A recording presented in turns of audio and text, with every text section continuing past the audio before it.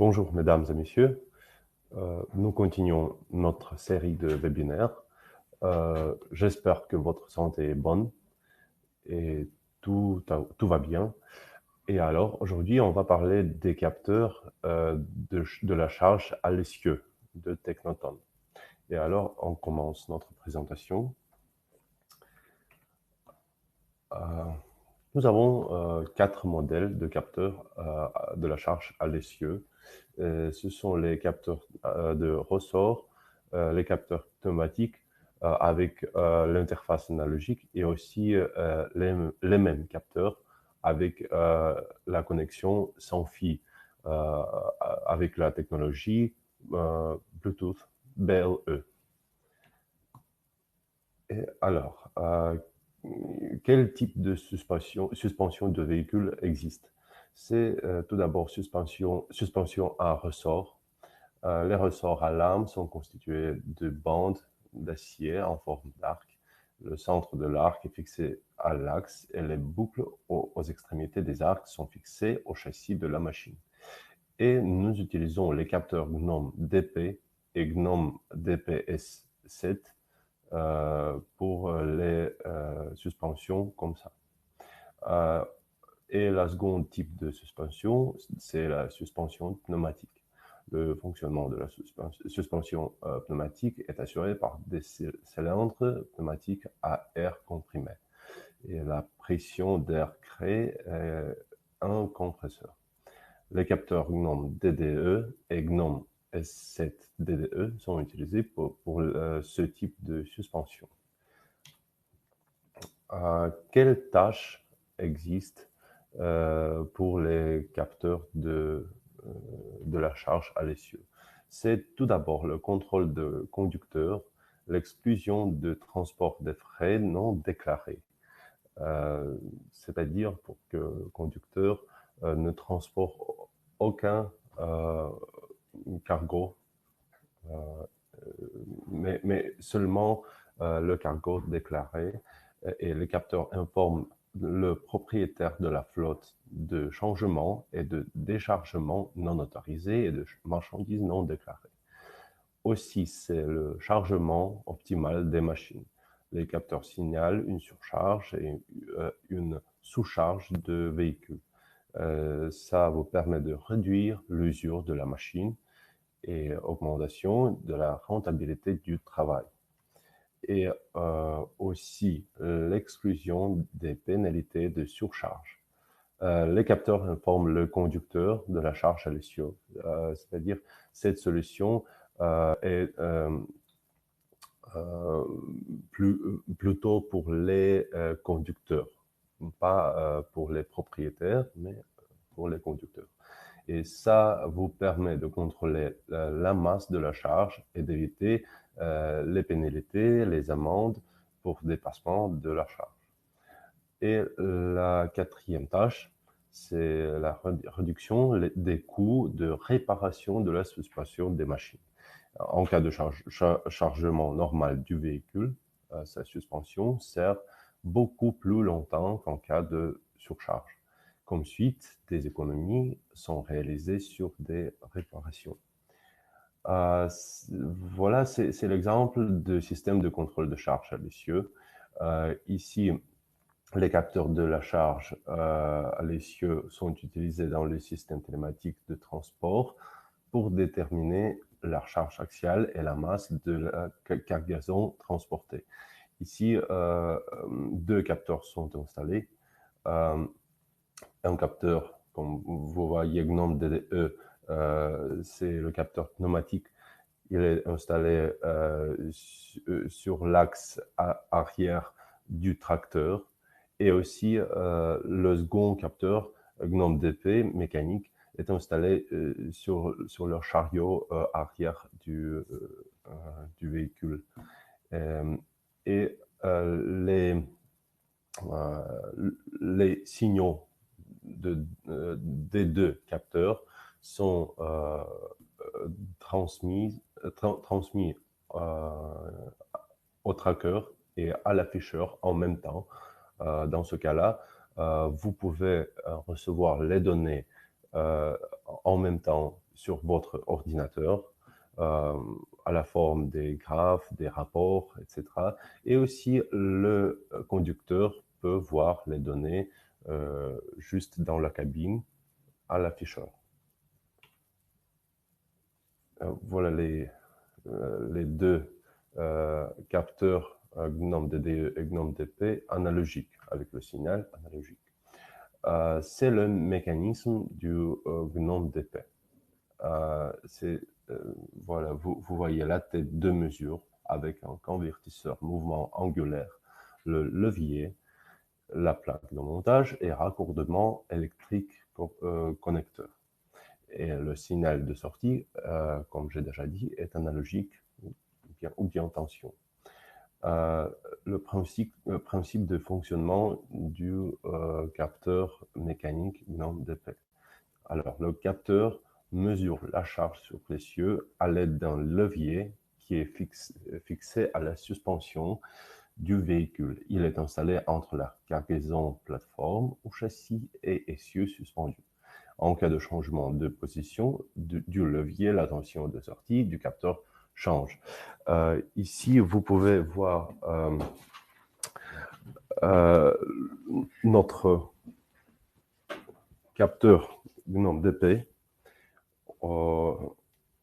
Et le système travaille comme ça. Alors, c'est le capteur lui-même, c'est le levier et c'est un élément élastique qui est équipé avec le kit de montage. Nous allons parler de ça un peu plus tard. Et alors,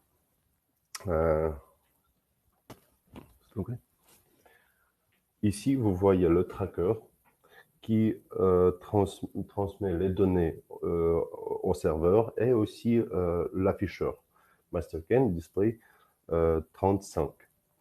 Vous recevez les données en même temps sur l'ordinateur et sur l'afficheur.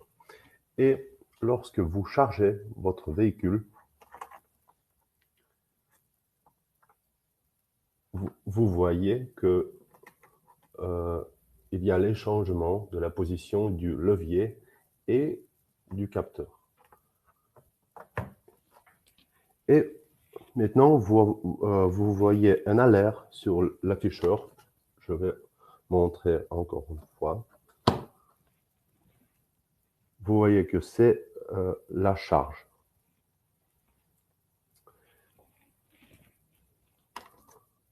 Après ça,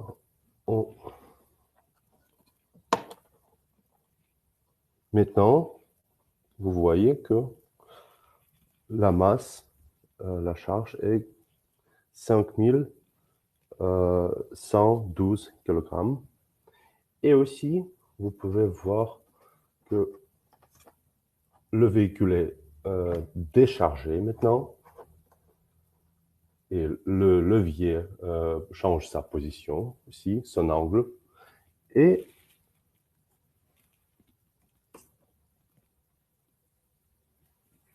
c'est 0, unload ou déchargement. On reprend la position comme ça. Maintenant, on a chargé un peu de cargaison. Et c'est 52 167 kg. Maintenant, il faut attendre un petit peu.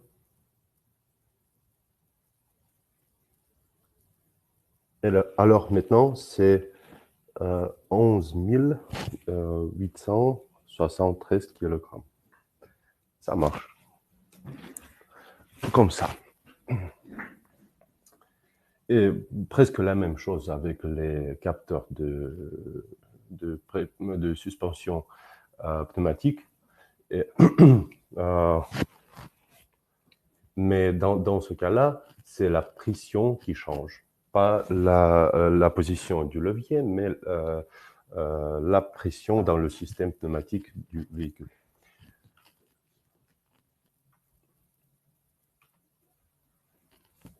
c'est les caractéristiques du capteur mécanique GNOME DP. Il est monté sur l'essieu arrière, chariot, semi-remorque avec suspension à ressort. Il mesure la course d'une suspension lorsque la charge du véhicule change, comme j'ai déjà montré avec la position du levier. Il est connecté à n'importe quel tracker avec une entrée analogique. Et si vous avez besoin de 2 capteurs par un véhicule, vous avez besoin de 2 entrées analogiques dans votre tracker. Et le kit de montage assure une installation rapide et fiable du capteur. Et la tension d'alimentation est de 8 jusqu'à 32 volts. Le voltage de signal sortie est de 1,54 à 3,46 volts. C'est le kit de montage. Nous, normalement, nous recommandons d'utiliser notre kit de montage. Un élément le plus important est cet élément élastique. Si vous utilisez quelques kits de montage sans un élément élastique, le système va se casser très rapidement. Alors c'est très très important. Et le kit offre un fonctionnement rapide et un montage fiable du capteur.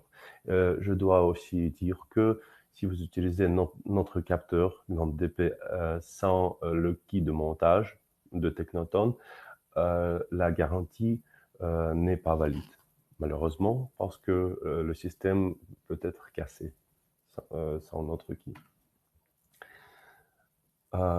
C'est un exemple de données que vous pouvez recevoir sur votre serveur à la forme de la graphe. Alors la charge à l'essieu est ici 4 demi-tonnes, nombre de chargements 102, poids du frais 5,3 tonnes et nombre de déchargements 3. Comme vous voyez, il y a 3 déchargements, 3 changements sur la graphe, 3 changements soudains. On peut dire que c'est déchargement. Et vous pouvez avoir les alertes aussi, si vous avez quelques brusques déchargements, ou bien par contre chargement. Le mécanisme du capteur pneumatique GNOME DDE, c'est le boîtier avec convertisseur pression, raccordement électrique connecteur, écrou de montage et raccord d'entrée. Le signal est analogique. Principe de fonctionnement du GNOME DDE est basé sur la mesure de la pression d'air comprimé et la formation d'un signal de sortie stable. La tension de sortie est directement proportionnelle à la pression d'air comprimé dans la suspension pneumatique du véhicule. Alors, dans ce cas, nous voyons le changement d'air comprimé, de la pression dans le système pneumatique du véhicule. Et les caractéristiques. Il est installé dans une bouteille pneumatique ou un système de suspension pneumatique. Parfois, il est possible d'installer le capteur juste dans le système pneumatique. Mais parfois, vous avez besoin de quelques connecteurs pour l'intégrer dans le système pneumatique et alors on peut offrir le kit de montage pour ce capteur-là aussi. Il mesure la pression de l'air comprimé dans le système pneumatique. Il est connecté à n'importe quel tracker avec une entrée analogique et le signal de sortie est stable, indépendant de la tension d'alimentation. C'est très important parce que nos compétiteurs parfois n'ont pas de cette caractéristique dans ces capteurs. Et alors, pression à l'entrée du capteur est de 0 jusqu'à 0,8 micropascal, tension d'alimentation de 8 à 32 volts et voltage de signal de sortie de 0,25 à 3,420 volts. Et c'est l'exemple de données que vous recevez en usant le capteur GNOME DDE. Ici, la charge à l'essieu est 6 tonnes, nombre de chargements 3, poids du frais 9,5 tonnes et nombre de déchargements 2. Je pense que vous voyez ça sur la graphe. Et aussi, vous pouvez recevoir les données à la forme des rapports en même temps. C'est une brève liste des traceurs qui sont intégrés avec nos capteurs. Mais comme j'ai déjà dit, les capteurs analogiques peuvent être utilisés avec n'importe quel tracker qui a une entrée analogique. Et c'est notre nouveau produit, les capteurs de la charge à l'essieu avec la technologie S7. Ce sont les capteurs sans fil. C'est GNOME DP S7 et GNOME DDE S7. Comme vous voyez, ils n'ont pas aucun câble.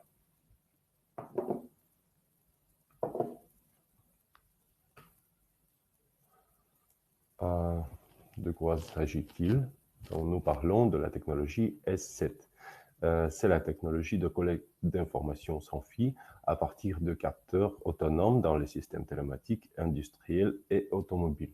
Comme vous voyez sur cette image, nous installons un capteur GNOME DDE S7 et il transmet ces données au tracker ou bien à la smartphone. Il est possible aussi le connecter avec les tablettes.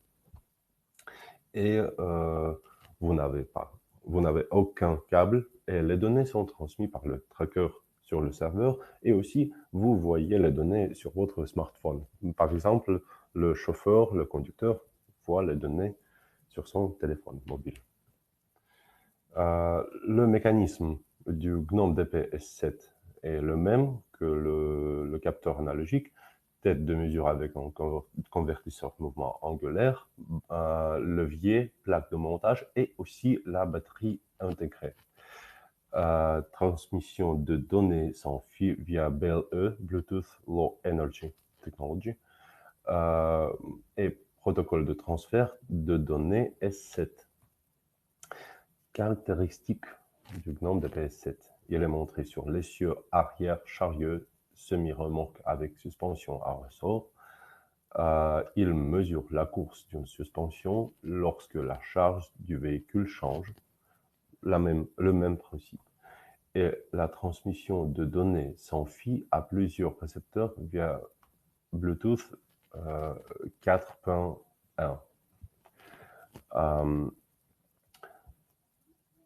Durée prévue d'alimentation du capteur par la batterie intégrée, c'est 5 ans. En fait, le producteur des batteries nous dit que la durée de vie de la batterie est beaucoup plus, jusqu'à 10 ans, mais nous comprenons que parfois les conditions de l'usage sont très, très agressives. Alors, on indique que c'est 5 ans. Et si la vie de la batterie cesse, alors vous devez nous envoyer les capteurs pour changer la batterie. La distance maximale entre le capteur et le dispositif récepteur est 10-20 mètres. Le mécanisme du capteur GNOME DDE S7, c'est raccord d'entrée, batterie intégrée, boîtier avec convertisseur pression.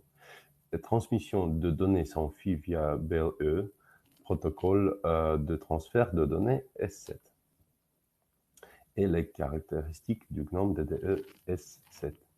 Il est installé dans une bouteille pneumatique ou un système de suspension pneumatique. Il mesure la pression de l'air comprimé dans le système pneumatique et transmission de données sans fil à plusieurs récepteurs via Bluetooth 4.1. Pression à l'entrée de capteur de 0.1 à 1.4 micropascal. Durée prévue d'alimentation du capteur par la batterie intégrée comme avec les GNOME DP S7 5 ans, et distance maximale entre le capteur et le récepteur 10-20 mètres.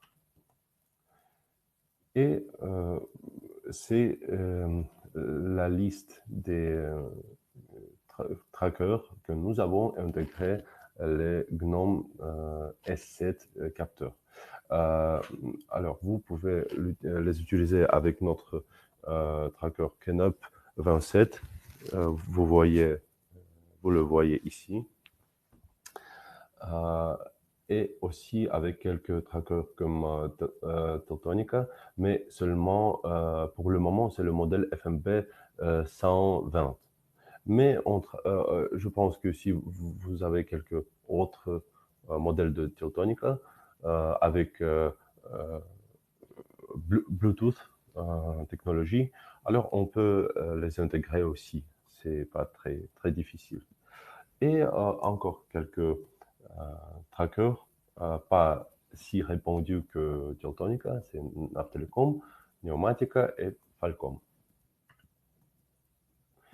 Et aussi, les capteurs sans fil GNOME S7 peuvent être utilisés avec les smartphones et les tablettes. Et dans ce cas-là, vous devez avoir une application service S7 GNOME sur votre smartphone. Et cette application vous permet au conducteur ou au mécanicien de parc de surveiller en ligne les données du capteur. Alors, vous calibrez votre véhicule, votre capteur sur quelques véhicules spécifiques, juste sur la téléphone mobile. Et vous voyez les données en ligne.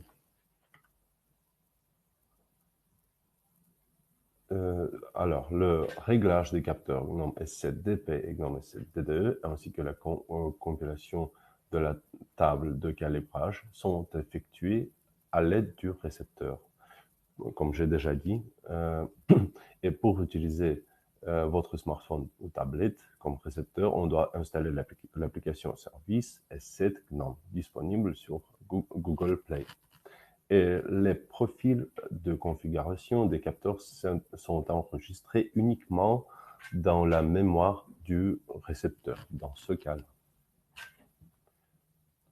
Et comme le sommaire, on peut dire que les capteurs GNOME sont utilisés dans les systèmes télématiques pour contrôler la masse du véhicule et empêcher le dépassement de la charge à l'essieu.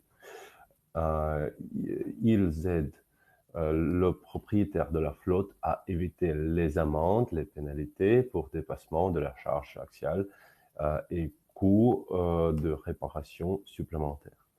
Et ils sont utilisés dans les véhicules et les remorques avec suspension à ressort et pneumatique. Les capteurs GNOME peuvent être utilisés avec n'importe quel terminal surveillance avec une entrée analogique de tension jusqu'à 5 volts. Mais c'est pour les modèles analogiques. Les capteurs sans fil GNOME peuvent transmettre les données au terminal et au smartphone du conducteur via Bluetooth 4.1. Et le kit de montage conçu par Technaton assure une fixation fiable du capteur à l'essieu et au châssis d'un véhicule ou d'une remorque. Et je pense que c'est tout pour notre présentation. J'espère que ça a été intéressant pour vous et j'attends vos questions, comme toujours.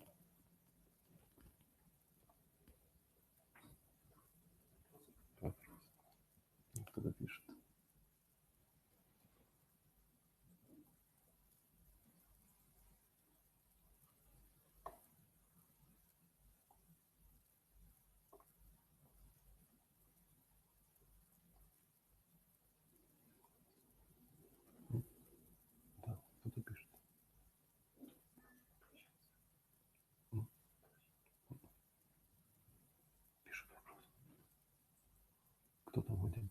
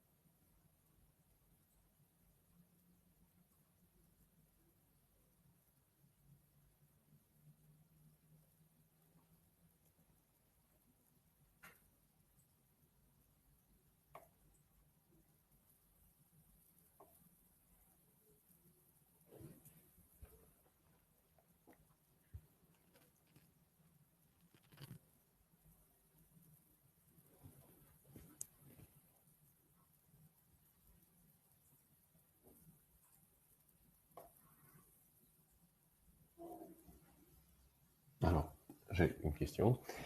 Euh, Merci à vous. Et pour la technologie S7, y a-t-il un paramètre qui permet de remonter la capacité de la batterie des capteurs? Euh, je pense que vous voulez dire si on peut voir l'information sur l'état de batterie sur leur serveur, je pense. Pourriez-vous spécifier? Ah, oui. Euh,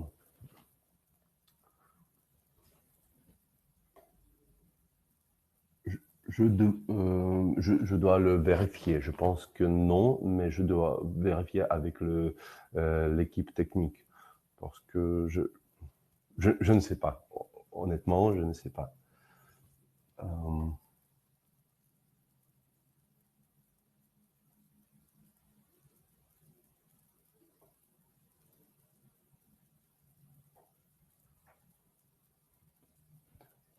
Ты можешь спросить в отделе? Можно ли отображать состояние батареи на серваке?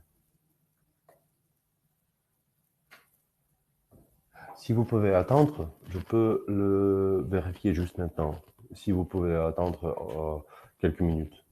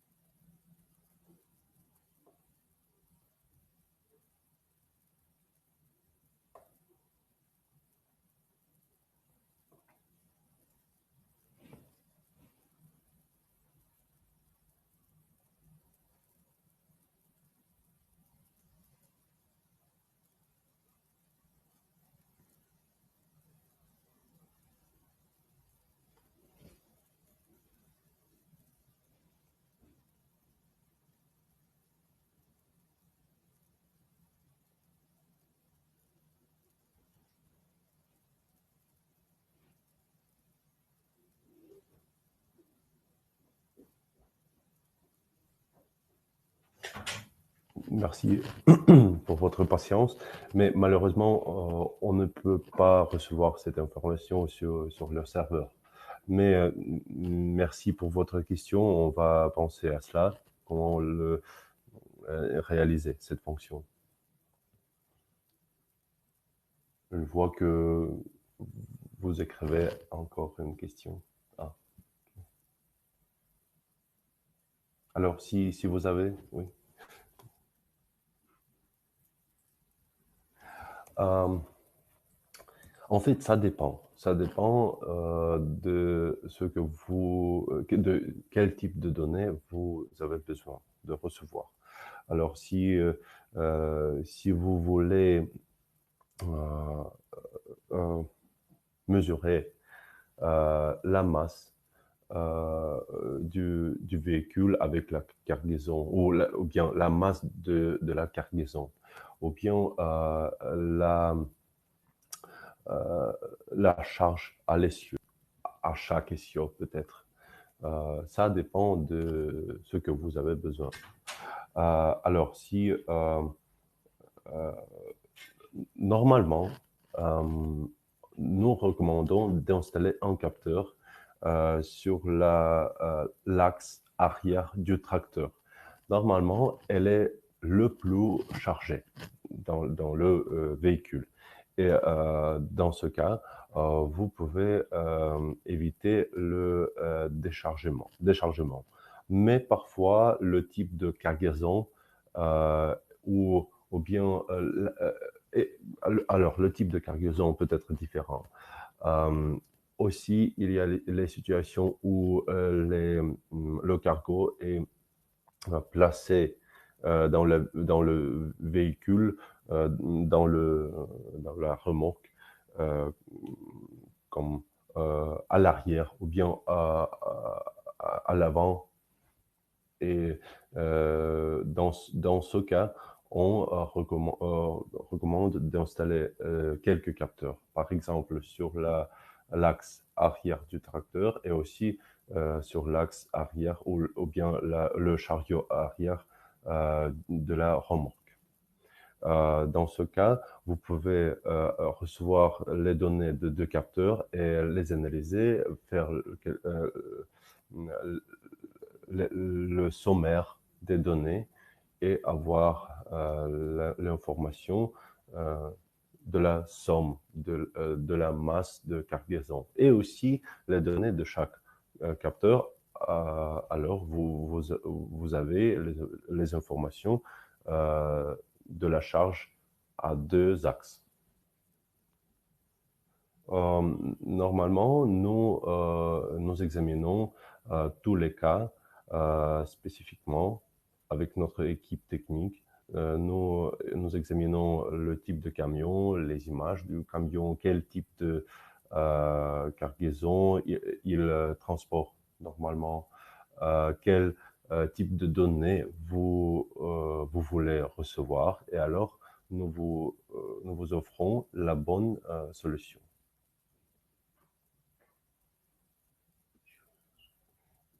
Et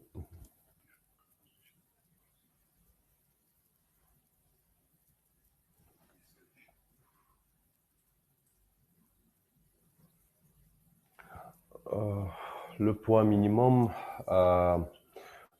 ça dépend. Vraiment, ça dépend parce que l'état du système de suspension est vraiment, peut être vraiment différent. Euh, Si vous comprenez bien comment ce système fonctionne, euh, alors on ne peut pas avoir quelques informations très précises. Alors normalement, on ne peut pas voir chaque kilogramme, mais il, euh, il n'y a pas de quelques poids minimum de charge. Ça dépend de votre véhicule, comment vous avez installé le capteur, euh, d'erreurs. Alors, il y a l'erreur de notre capteur, il y a l'erreur du tracker, l'erreur du serveur, etc. Et euh, les données sont normalement plus ou moins euh, en- environ comme quelques tonnes, peut-être quelques centaines de kilogrammes, mais c'est pas la précision comme quelques kilogrammes. Alors, peut-être c'est 0 ou 1 kilogramme qui est minimum, ou bien vous calibrez le système d'une manière que vous voyez seulement 200 kilogrammes, 500 kilogrammes, etc. Euh, mais il n'existe pas de quelques points minimum. Les données que vous allez recevoir, euh, euh, ça, alors ça dépend de beaucoup de facteurs, comme l'installation de capteurs, les erreurs des éléments du système de la solution. Euh, un calibrage est-il nécessaire après l'installation? Oui, oui, bien sûr. C'est très nécessaire. Au moins deux points de calibration sont nécessaires. C'est euh, le véhicule vide et véhicule chargé au maximum, 2 points. Et la graphe sera linéaire. Mais bien sûr, si vous calibrez avec, par exemple, 4 points, ça va être plus exact, plus précis. Mais au moins 2 points doivent être dans votre table de calibration. Si vous avez un très très grand parc, euh, parfois c'est un même type de véhicule, de camion, et nos clients ne peuvent pas physiquement de calibrer chaque camion. Mais bien sûr, on peut dans ce cas utiliser la même table de calibration, mais dans tout cas, nous recommandons de faire calibration pour chaque camion pour recevoir des données vraiment précises.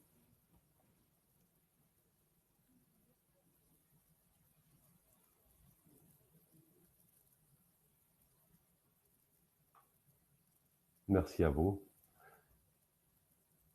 Si vous avez encore quelques questions, je peux attendre. Sinon, on peut finir le webinaire d'aujourd'hui. Je pense, je pense que c'est... Ah oui, je vois que quelqu'un écrit quelque chose.